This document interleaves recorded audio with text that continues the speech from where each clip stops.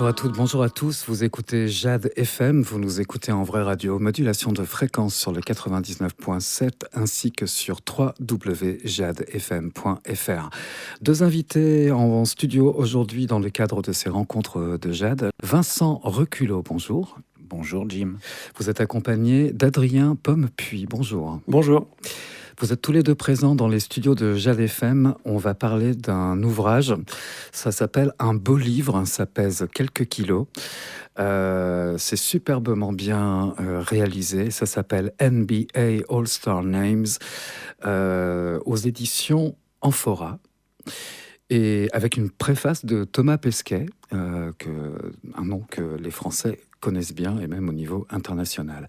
NBA, la National Basketball Association, c'est tout un univers, c'est tout un monde, c'est le vôtre également, et vous avez donc collaboré tous les deux. Vincent à l'écriture, la réalisation. Tout à fait. Et Adrien, vous, c'est l'illustration. Oui, je suis illustrateur, oui. Illustrateur. C'est un livre qui fait pas loin de 300 pages. Je ne sais même pas par où commencer tellement ce livre, il fourmille d'énormément d'anecdotes, de précisions sur cet univers, parce que c'est vraiment un univers à part, l'univers de la NBA. C'est toute la culture américaine également, et ce sport, le basket. Passionnés tous les deux par le basket ? Oui, nous sommes passionnés. Nous avons été de modestes basketteurs, mais bercés par la culture américaine. Et quand on a l'occasion de se rencontrer et de partager notre passion, on a retrouvé nos vieux souvenirs pour réaliser ce livre. Mmh.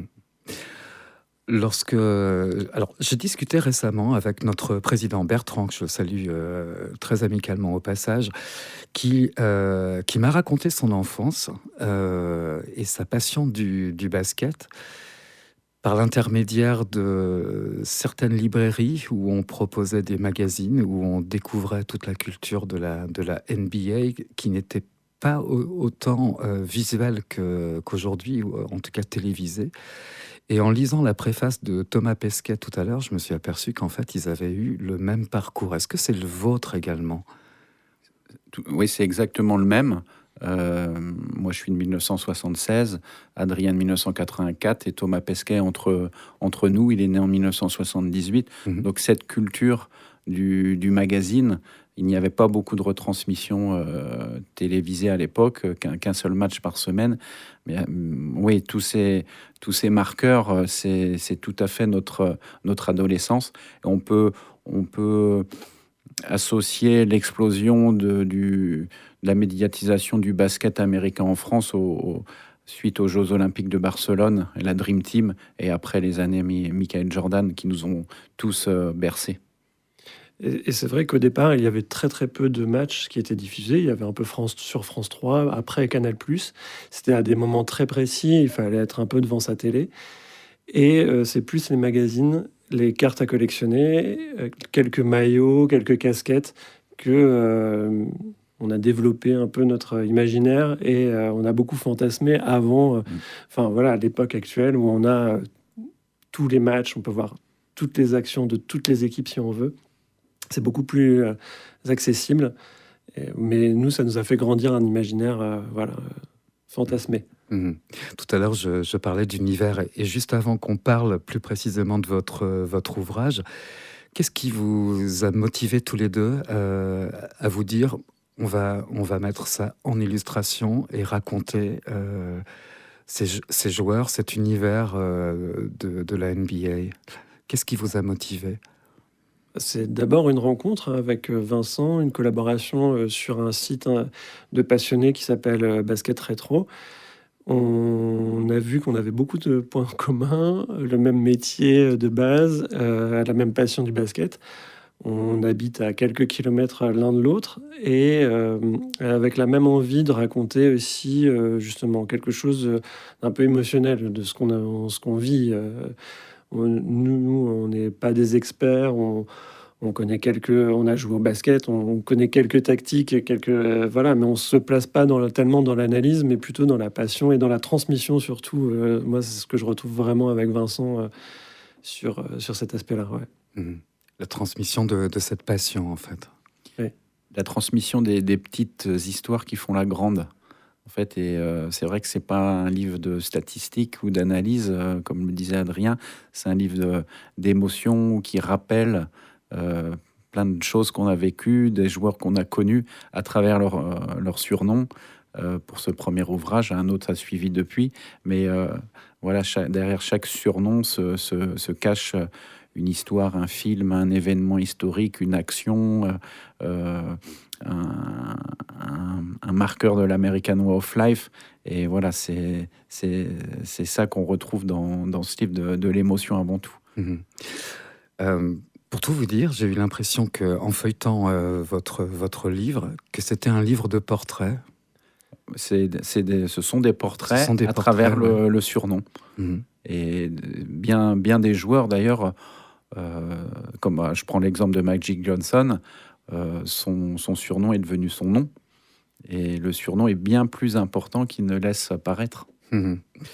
Alors, ce livre, il est constitué de portraits, donc, où on trouve le nom des joueurs ainsi que leur surnom. Alors moi qui n'y connais absolument rien dans cet univers-là, j'ai découvert que, bah oui, chaque joueur a un surnom. Comment est-ce qu'il est attribué par qui? Alors, ça, c'est Vincent qui pourrait plus le dire. En général, c'est soit une action, soit un journaliste qui va en fait avoir un moment émerger, un jeu de mots, enfin, je sais plus comment ça s'appelle, mais enfin Un élément déclencheur. oui, et puis même des mots qui se ressemblent avec le nom, et ça va bien sonner. Et ça, c'est une culture très anglo-saxonne aussi d'avoir des surnoms. On en a en France, nous, voilà, mais c'est toujours un petit peu des petits diminutifs. Là, c'est très culturel. Mhm. Chacun a son surnom. Et puis, c'est aussi quelque chose d'assez basket en soi, où dans une équipe, quelqu'un va mettre un shoot à un moment donné, au buzzer, à la fin d'un match pour gagner le match. En fait, ça fait une action, ça marque un moment. C'est très marqueur. Et on le constate dans le basket, mais aussi aux États-Unis, chaque comment dire, tueur en série a son surnom. Enfin voilà, enfin ça dépasse au-delà même du basket. Ouais, c'est très culturel, ouais. Ouais. Mhm. Je parlais tout à l'heure en introduction de cette émission de la préface signée Thomas Pesquet, qui lui aussi a reçu son surnom de Major Tom. La référence à la chanson de David Bowie et connaissant la carrière de Thomas Pesquet. Si j'ouvre une page au hasard, n'importe laquelle, je vous donne un surnom. The Chief. C'est Robert Parrish. C'est Robert Parrish, oui. Bien joué. En référence au film Vol au-dessus d'un nid de coucou. Big Baby. Glenn Davis. Incroyable. Hondo. C'est John Havlicek. John Havlicek. Les Celtics. Je pourrais continuer comme ça, mais je suis sûr que vous êtes incollable. Un dernier, The Rifleman. Chuck Person. Bravo, incroyable. Adrien Pompuy, vous êtes l'illustrateur. Oui. Comment est-ce qu'on réalise une illustration d'un joueur à partir d'une photographie, j'imagine, mais on la sélectionne. Comment est-ce qu'on rentre dans cette relation dessinée d'un joueur? Alors c'est vrai qu'il y a un gros travail de recherche avant au niveau d'image. Il y a des époques où on est assez chanceux, où il y a beaucoup d'images, surtout actuellement. Des époques où il y en a un peu moins, où il va falloir un petit peu justement s'approprier le visage, les expressions du joueur. Et c'est vrai que moi, j'aime beaucoup sélectionner des portraits où ça va mettre en valeur la personne. Il y a une émotion, il y a quelque chose qui passe. Et il y a un autre portrait qui est en action, où là, j'essaye d'apporter l'élément du surnom et de le mélanger à son action pour mettre un petit peu en valeur Moi c'est, enfin, et puis je pense que Vincent c'est pareil, c'est des hommages à des sportifs qui nous ont fait rêver. Mhm. C'est pas le même travail qu'un photographe qui lui travaille à l'instant, mais s'il s'agit de capter une émotion, ou en tout cas de retranscrire une émotion ou un faciès, une mimique particulière à un joueur, là on s'en approche.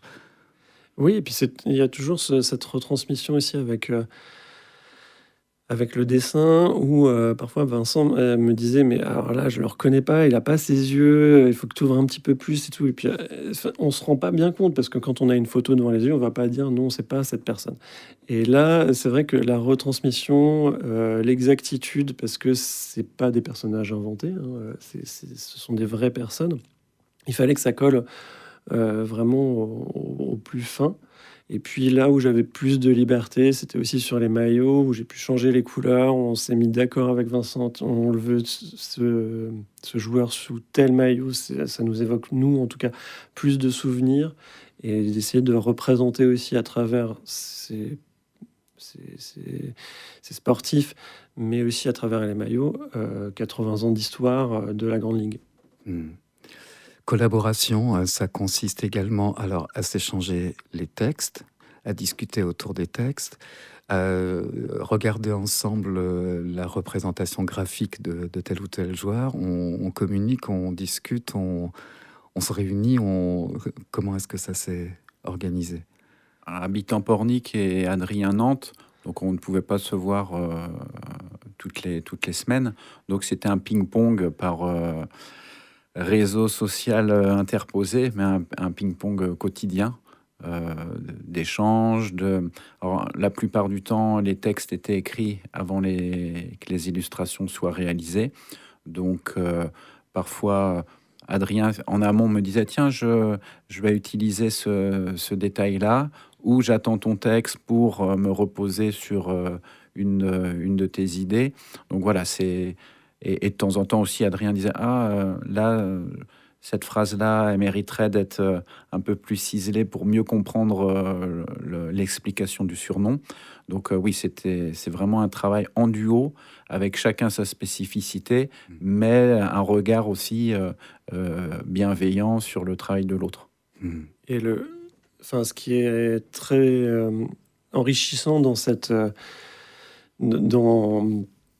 expérience, c'est qu'en fait, on était tous les deux assez experts de notre sport, mais avec chacun notre voie d'expression. Et il y avait un très grand respect, il y a toujours un très grand respect entre nous deux, de savoir, bon, bah, toi, tu maîtrises le texte, moi, je maîtrise l'illustration, mais on a des connaissances et on va pouvoir changer et modifier un petit peu notre vision de notre production, l'un en fonction de l'autre. Comment est-ce que vous avez démarché? Donc là, je rappelle que votre ouvrage, en tout cas celui que j'ai sous les yeux, ce sont les éditions Amphora, mais je pense que c'est également c'est notre éditeur. Votre éditeur. Ouais. Comment ça s'est passé? Vous êtes arrivé, vous avez proposé, ou on est venu vous solliciter? Suite à notre travail sur le site Basket Rétro, Adrien a eu l'idée fin 2020 de lancer un projet un petit peu de manière, sans penser à l'après, mais ce travail collaboratif d'un portrait de joueur à travers aussi une illustration. Dans un second temps a été choisi le prisme du surnom. Et au bout de quelques semaines, le travail n'était pas achevé, mais une partie des dessins avait été fait, une partie des textes aussi. Et c'est là qu'on a soumis à différents éditeurs de livres sportifs. Et Amphora, oui, bien que le projet soit pas abouti, a adoré l'idée, le concept, et nous a suivis pour mener à bien cette épopée. Combien d'exemplaires vendus de celui-ci? Alors NBA All-Star Names, il y a la première version que vous avez entre les mains qui s'est vendue à 10 000 exemplaires, et la version augmentée d'une trentaine de pages qui est sortie 2 ans après, donc fin 2024. La première est sortie fin 2022, la deuxième fin 2024, c'est vendu à 5 000, donc un total de 15 000 exemplaires, ce qui est un beau succès, on peut le dire modestement, mais On a eu beaucoup de retours positifs des lecteurs. On a pu s'apercevoir qu'il touchait un grand spectre d'âge, parce que les fans qui commencent à prendre de l'âge comme nous, ça leur Ce qu'on rappelle. trouvait dans les libraires, dans les librairies pour regarder Thomas les... Pesquet en est un Ouais. exemple. Et jusqu'aux adolescents un peu NBA geek de maintenant qui finalement aiment aussi le papier et aiment ce format court qui correspond aussi à la génération actuelle et un format de lecture un peu flash. Ça a beaucoup plu aussi aux jeunes générations. Mhm. Et là, bingo, parce que vos ouvrages vont être traduits aux États-Unis. Donc les livres vont également sortir sur le territoire américain. Oui, alors ça a été dans la continuité. Nous, à chaque fois, c'était un peu des rêves. Et puis, Vincent l'a raconté, on est allé un peu à la recherche. On connaissait pas d'éditeur français à la base. Et puis après, bon, c'est sorti, ça a plu. Ça a trouvé son public. Et puis là, on a commencé à dire à notre éditeur français, bon, nous, notre rêve, c'est quand même que ça s'exporte. On pense que ce livre-là n'existe pas aux États-Unis et qu'il a tout à fait sa place d'y être. Et donc, du coup, on a aussi, alors surtout Vincent a commencé à démarcher voilà, les éditeurs américains. On a trouvé un accord. Ça a mis du temps parce que c'est pas simple, parce qu'il n'y a pas les mêmes types de législation. On a découvert plein de choses.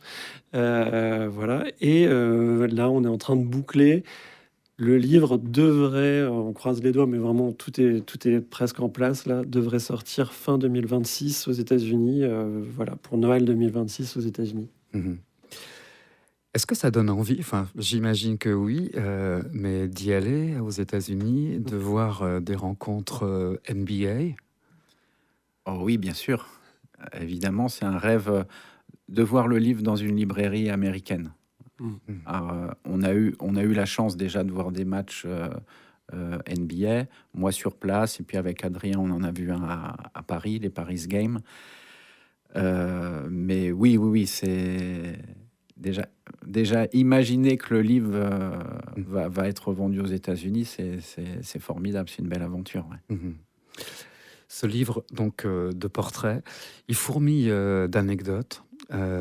Si je vous demande à chacun un peu à brûle pour point une anecdote sortie du livre, ce serait laquelle pour vous? Je sais, là c'est compliqué, il faut en choisir une. Adrien. Oula. Je me prends un temps. Vincent, vas-y plutôt. Parce que, ce qu'il faut savoir, c'est qu'on a ce livre-là, on l'a commencé il y a presque 6 ans. J'étais en train de me dire ça en venant à la radio. Ça fait 6 ans qu'on est dessus. On a sorti un deuxième entre-temps. On l'a beaucoup retravaillé. On le retravaille pour les États-Unis, mais c'est vrai que du coup, vas-y, Vincent, premier, peut-être. Moi, j'aime beaucoup les surnoms qui riment avec le prénom du joueur. Alors, c'est pas forcément une anecdote, mais c'est un journaliste qui saisit, qui a le sens de la rime. Mhm. Alors, je pense au joueur de Houston, Hakeem Olajuwon, qui a été champion en 94 et 95. Et son surnom, c'est The Dream, le rêve, un des plus beaux surnoms qu'on puisse trouver dans le livre. Et Hakeem The Dream, voilà, ça coule, c'est beau, c'est une trouvaille brillante d'un journaliste et qui a accompagné après le joueur qui avait un mouvement en plus, une feinte aérienne qu'on a appelé The Dream Check. Donc voilà, tout d'un surnom, tout a dérivé, d'un prénom même, a dérivé un surnom, puis le nom de son mouvement signature. Donc voilà, j'aime beaucoup et je vais en citer un autre, c'est Clyde the Glide, Drexler. Clyde the Glide, le planeur, parce que c'est un super dunker. Donc là aussi, c'est dans ces jeunes années étudiantes que ce surnom, tout en rime, avait été trouvé. Adrien, est-ce qu'une anecdote vous est... C'est bon.